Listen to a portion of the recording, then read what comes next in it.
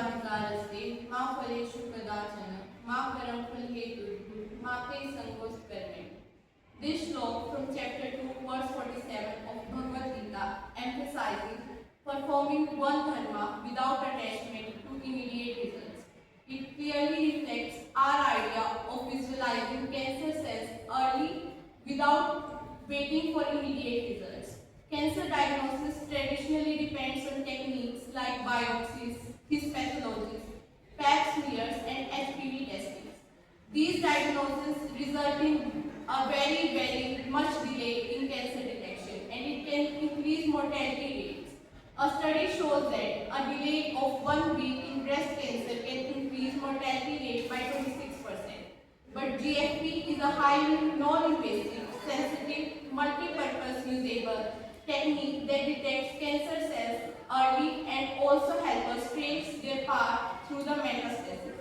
Now I will hand over the stage to my colleague Nancy so she can explain how exactly GFP is extracted and introduced into a transgenic mice. In this project, we have extracted a jellyfish named Equaria vectoria. From this, we extracted gene which is named protein GFP, which stands for green fluorescence protein. Now we introduce the gene in plasmid, and then it gets attached to it by enzyme lipase. Then we allow it to grow for some days. Then we extract DNA from it. Then the DNA is now transmitted into a transgenic mice.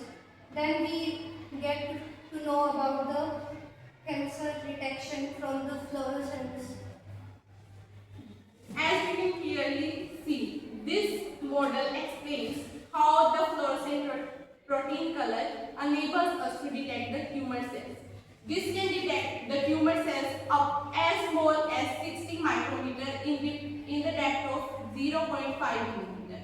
And with this project, we aim to work on future projects like introducing animal immune systems in humans so we can develop vaccines, ultimately destroying this disease called cancer that millions are fighting today.